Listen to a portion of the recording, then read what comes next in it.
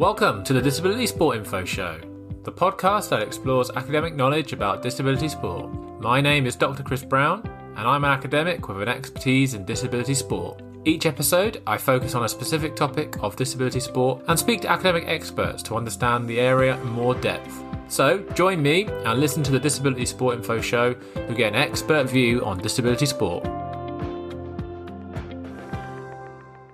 Hello listener, welcome to the Disability Sport Info Show. Thank you for joining me for another episode. This is a special episode. We'll be exploring the Accessercise app, which is an initiative created by Ali Jawad, the Paralympian powerlifter, who is also a PhD student looking into anti-doping and cheating in Paralympic sport. For this episode, we're focusing on the Accessercise app and what it is, why it's been created, and how it can help to encourage more exercise and activity for disabled people. I hope you enjoy our conversation. So you've created the Accessercise app. First of all, what is it? And why have you created this app? What's its purpose? So I'll give you some context behind it, because I think it's important that we get some context behind it. So in the first lockdown, like everyone else, I had more times on my hands. And I was training for a Paralympic Games from my living room. So yeah, it's crazy. But I think what I did was I was kind of reflecting on my career at the time, thinking like, did I do enough? Did I reach my potential? Have I achieved everything that I wanted to? Just stuff like that. Like a reflective period for me. It's weird, but I think everyone was reflecting, I think, in that time. But the one thing that, when I look back, it wasn't about the medals or what I did. It was actually why I never questioned why I was the only disabled person in a gym at the time. I never questioned it. I never asked that question. And when I look back, I was like, why did I never ask somebody why?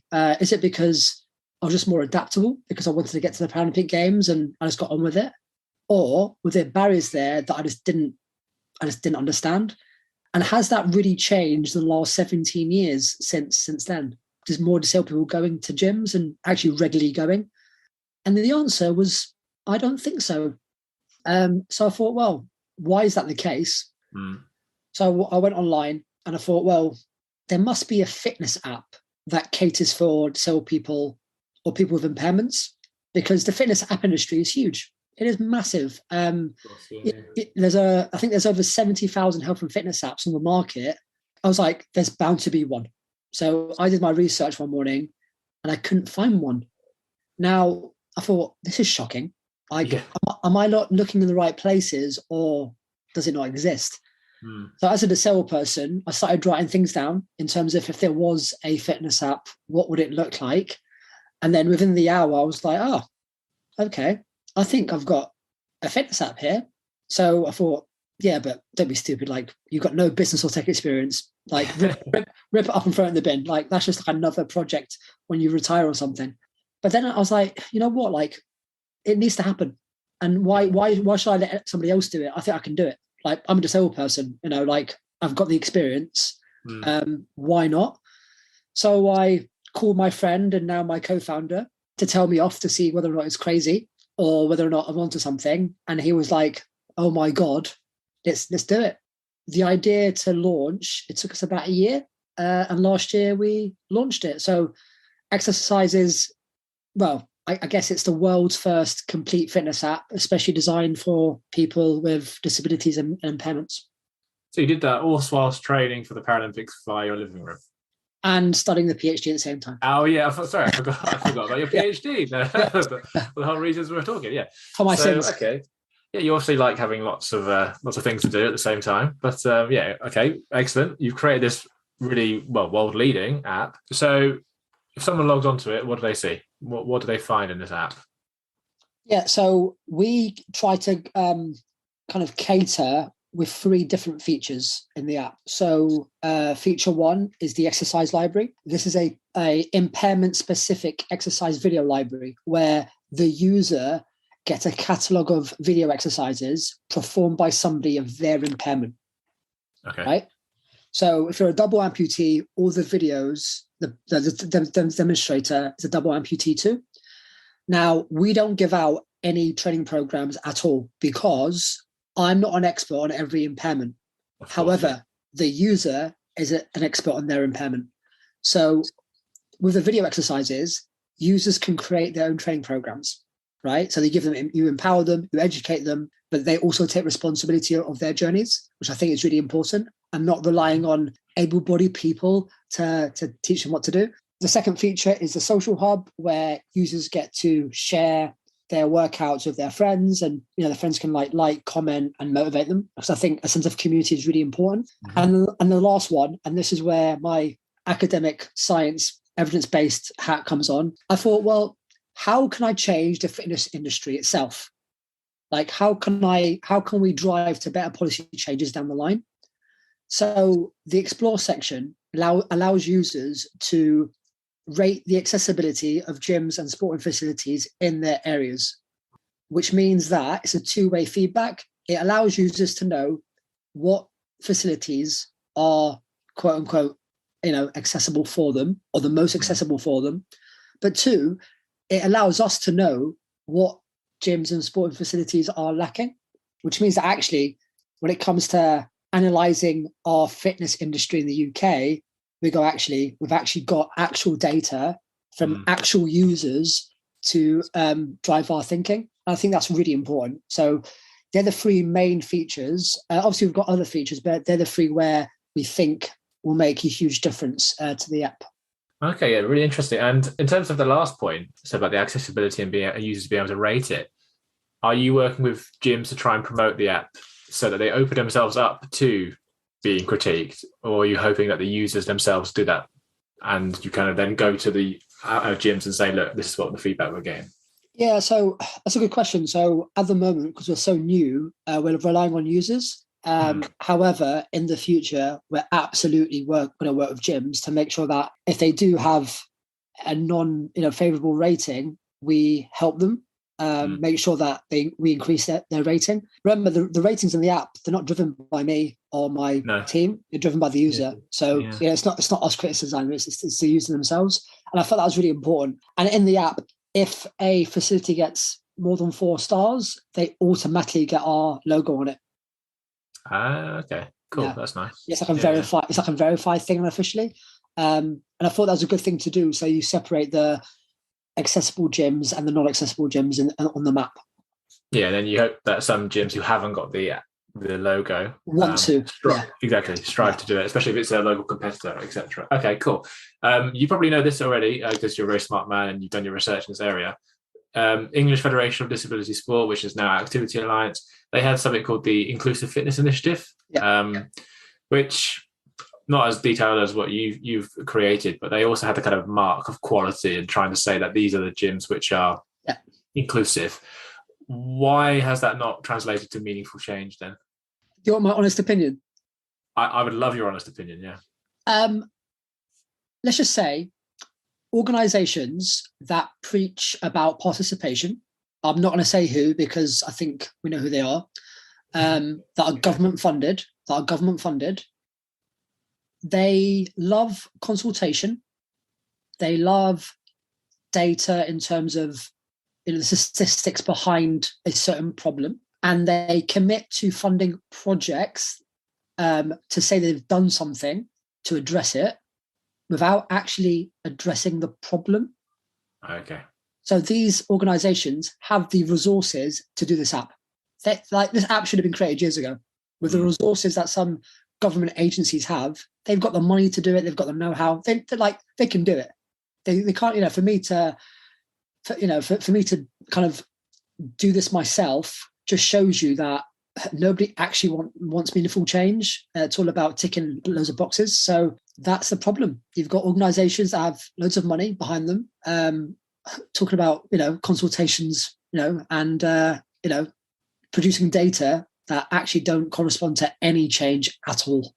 Yeah, so it's a tick box culture, and I think also you probably again know more than me about this, but these are organisations that are run by non-disabled people primarily. They are. Right. So yes, they may want to change it, but they don't have the lived experience. They don't necessarily have that. Yeah, but I think. Yeah, but I think that's an excuse because I keep saying to a lot of people, how many disabled people do you know are employed in senior positions in any organisations? Well, hardly any, presumably. Why? Well, why? Yeah, exactly. Probably because, there's a lack of fairness or awareness of the opportunities that exist. It's because organisations think to tick a box on their accessibility and inclusion space as an organisation, they think employing a disabled person in a low-skilled job is enough. Because that's apparently, and we have to be appreciative that we even got a job. That has to change. That patronising attitude that we talked about earlier. Massively. So I think we're getting to a point where we need to allow the disabled community to demonstrate their ability rather than giving them low-level jobs as a tick box exercise. A lot of organisations that work with disabled people, you're right, they're able-bodied. What do they know? Absolutely nothing. Yeah, and if you are able-bodied, it's also about giving a platform to individuals who have that experience and have the knowledge, and actually be humble enough to say, I don't know all the answers. I don't have all the experience or knowledge. Someone else might do. It's interesting you're talking about that because it's dreadful that 2022. This is taken now. It's like last year, that we've had an app like this. And done by somebody with no tech or business experience. Some random dude. Well, you're not quite some random dude, Ali. You're a very successful elite athlete. But your point remains. It's taken an individual with the drive and determination and passion to try and actually get us across the line, But obviously, if you had all the resources and infrastructure that some other organisations have, you'd be able to implement this even greater, of course. Yeah, there's global companies out there that could do this. They could have done it years ago. Of course. So for me, it's a travesty that it's taken, one or two people to have an idea, thought about during lockdown to actually do it. Like, we haven't got the resources like anybody else. So we've had to think outside the box. But I think the way we've done it has actually been a benefit to us because I am disabled. I've got the experience as a disabled person. So having that know-how has actually probably been better for the app rather than an organisation doing it instead.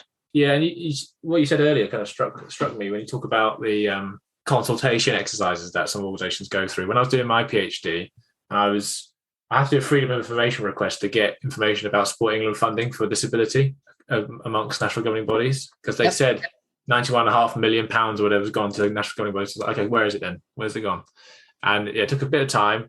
And then some of the funding was basically for having the conversation, for basically trying to upskill organisations, saying, let's work towards having the opportunity to be able to do it. And it wasn't actually funding for a project, really. It was just about, let's try and upskill you guys. It's just crazy. I think it's important you upskill your staff. Absolutely, it's important. That shouldn't be the end result of a funding from that should not be the end result. No. It should be part of the process. Yeah, and often some of the accusations from other participants was that essentially some organisations go for the easy wins in terms of the impairment categories, like try and have these big mass sessions where you get maybe intellectual impairment groups, so you can just say, look how what we're doing, rather than actually, again, trying to make meaningful change. Yeah, because the app's still in its early days. We are going to try and cater for about 126 disabilities and impairments in the app eventually. Really, I was going to ask you, how have you made it accessible across the multiple impairments? How are you? It's 126. That's a lot. How have you managed to kind of get all the exercise videos and experience information? That must have been a big piece of work. Yeah, our biggest challenge is content, right? So think about it. Every impairment has its own content, and that content has to start from novice all the way up to experienced. And so the intensity of the exercises obviously then varies as well. So you're catering, not only for every impairment, but you're also catering for the level of that user and their journeys. So you have to have enough, like the content will be vast per impairment eventually. So we focused on physical impairment for now. And then we're going to branch out to more impairments down the line. So eventually we're going to have chronic illnesses. We're going to have, things that are invisible illnesses as well. The dream is to make it the most accessible fitness app there has ever been. That is the goal. I know it's a huge goal. I know it's crazy because it's still early days and, my team's only 3 people, but the dream is to get to that sort of level because, as an elite athlete, I've always said that the dream is to always get to an Olympic and Paralympic games. That's what it is as an athlete. And for me, I need to transfer that into, business and go, actually, what is the dream? What is the pinnacle? And the pinnacle is you make it as accessible as physically possible. Yeah, it's just frustrating. You haven't had the resources, or someone else with a huge amount of resources haven't been able to kind of add to this. You should go on Dragon's Den next season. Now they take too much equity. Yeah, that's the problem. You'll value your business at $1 million and say, I only want 5% giveaway. And they're like, what's going on? Yeah, exactly. They probably want 50%. But if Stephen Bartlett is listening, I'll have a conversation with him because I think he can do good things for us. If only I knew Stephen Bartlett. But you never know. He might be one of our listeners. Who knows? But or Peter Jones, because he's techie. Yeah. Or any of Dragon. If you've got expertise and you're listening, feel free to get in touch. But okay. So there's obviously the challenges are in terms of time, resources, being able to get it as accessible as possible. So for now, you're working with users and you're hoping the users generate the content and then you can feed that back. How do you envisage working with organizations if possible? We've talked about how in the future you can maybe go to gyms, etc. How are you going to get this message about this app out there? What's your kind of main way of doing that? Yeah, so I want to correct you there for a minute. It's not the users, so it's not users creating content for us at all. So I meant in terms of the rating. I meant in terms of you mean the explore section? Okay. Yeah. So our plan is to basically partner with every single charity that represents these impairments. Okay. And become their like a official fitness app partner to make sure that we work with them to make sure the exercises in the app are safe, are accessible, and they're doing the job that we think they should be doing for their communities. So we are asking charities that represent these impairments to contact me so we can work together. And because like from the start, the exercises in the app, I knew that obviously being an elite athlete, my knowledge is vast by the top level. I needed some grounding, what was going on the ground. So what I did was, from the very, very start of the process, I employed a disability focus group with varying impairments to go through the process with me at every stage, to make sure that the app is functioning, the flow of the app is accessible enough, the videos are clear, they're concise, and all the features were doing what they're supposed to. So that knowledge that I had from the focus group was very valuable for us. And I'm adding to that focus group every single time we get a new impairment in to make sure that we've got fresh ideas, fresh perspectives. We've got a big focus group that's helped me do it. But I know that we can do way more. So I'm hoping that charities and organisations come forward. And we're hoping that universities as well come forward to make sure that they do research on the app. Make sure that, from an evidence point of view, it's doing what it's supposed to do. And actually, we're open to any sort of improvements as well. So we want the app to be as evidence-based as possible. So lots of work ahead. What would be kind of the main piece of work now for the next 6 months or so? Is it just getting the content for the videos and then refreshing the focus groups? Is that what you're envisaging? Yeah, the biggest thing for us is content, right? The app doesn't exist without video content. It's just how it is. Unfortunately, that video content, as you can imagine, is stupidly expensive. You've got the cost of the facility, you've got the cost of, however, we managed to get, Stoke Man have been incredible for us. They've allowed us to film for free there in the beginning, which was great. But you've got the, camera operator, you've got the editing, you've got the voiceovers in the videos. It is a very expensive process for us. And I guess with any tech company, it's going to burn a lot of money. We're not going to be different. So for us, it's all about getting as much content as possible and growing the impairment groups, because it's only going to work if you cater for the majority of the community. So for us, we've got a long way to go still. And in terms of platforms it's available on, is it on Android, iOS, all those kind of platforms? Yes, it's available on both. You can find us on all our social media platforms too. For those who aren't technologically savvy, how can they still be exercising and be keeping themselves fit if they're not able to if they don't have a phone that is able to download this app? How are you going to try and help those individuals? Yes, I think down the line, we're going to try revamp our website where it becomes the app. So you can download stuff offline and access it later on demand. Obviously, that's the dream down the line. And it's also very important we do that because we know that not everyone's got a phone, especially if we want to branch out to other nations. So it's important that people can download it without using their phones. They can use it through a screen. And we're going to try and make it as accessible as possible eventually. But yeah, please be patient with us. It's been a very long process already. Yeah, I think listeners will be very patient based on all the work that you're currently doing. Well, that's really been very interesting to learn about this app. Accessercise app, available via Google Play and also via iOS on Apple. So please download it. There's also the website. Would you like to say the website address? Yeah, it's just accessercise.com.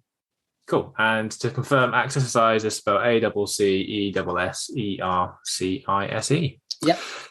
Okay, Ali, that's been great. It's been great chatting to you. Lots of content, very interesting. You're a very busy man, so I really do appreciate you taking the time to speak with me. Yeah, thank you ever so much. No, pleasure. Thank you. That's it. That's all we have time for. Thanks for listening to another episode of the Disability Sport Info Show. Stay tuned for another episode. Until then, goodbye. You've been listening to the Disability Sport Info Show, academic insights into disability sport.